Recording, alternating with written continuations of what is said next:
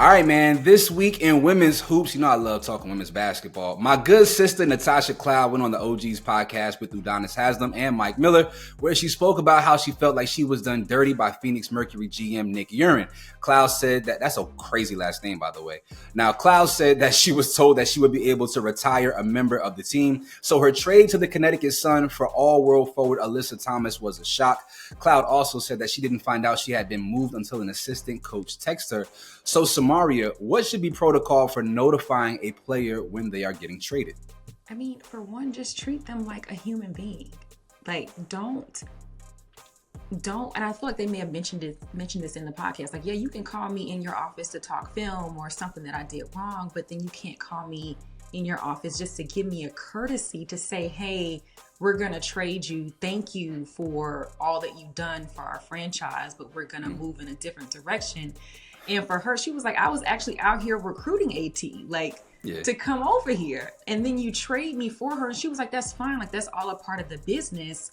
However, like I said, have some sort of decency to let me know. Like, don't do it and then have an assistant coach kind of reach out to me haphazardly. And I don't even know if the assistant probably didn't even know that the team had not even told her. And so it's just like, and she's like, let me have some leverage. Like, let me be in these conversations so I can decide where I want to go. I just hate that. And it's funny because I always think of this meme that I have on my phone, which is like my favorite meme. It's Harrison Barnes getting traded while he's sitting on the bench.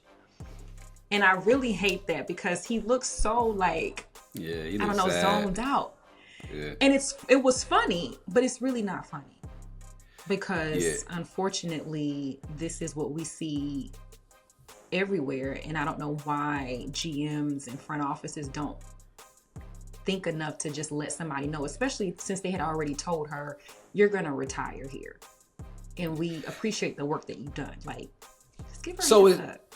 I'm a little torn on this because most of the time when there's like a business transaction, whether we're talking contracts or otherwise, it's never the player that's having these conversations with GM, right? Like these GMs have conversations with the player's agent and that information gets passed down to the player. And so I feel like it really isn't the GM's duty to necessarily have a business decision with a player if in every other aspect and element of our business, I don't even talk directly to you. We may talk strategy, right? But when it comes down to the business, to the minutia of your contract and all these different things, you're not the person that I ever really talk to. So it feels like in these instances, and this is something that actually happened with Anthony Davis and Luka Doncic as well, right? In that trade, it was said that nobody knew about this trade, not even Rich Paul. And so does your agent have a good enough relationship with the front office for them to relay certain information that impacts and affects you? That's the question that I would have. Like, is Natasha Cloud's agent tied in well enough with the Mercury GM in order to warrant him feeling comfortable enough to call him being like, yo, we love Tasha out here, but we got a chance to get Alyssa Thomas. We need to trade talent out to get talent in. And I love Natasha. Like, she played for the Mystics for years. Obviously, I work for the organization. And so I've known her for damn near a decade now. I just saw her in Phoenix. I went to the Usher concert. She was there. And so, like, I love her, but I feel like in this instance, she's asking for more than what the business usually gives.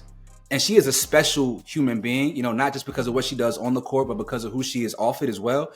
And so I feel like because of her cachet, she may have felt more deserving of a conversation. But I don't think the Mercury ever really, they're coming off of Diana Taurasi, right? So, and they've had Cappie Pondexter in the past and Brittany Griner. And so, like, they may not look at you like a franchise staple the way that you may have thought they did. And this is just what happens in this business. I've been fired from jobs and, it's a last second decision. It's like, damn, I had a job 5 minutes ago. Now I don't.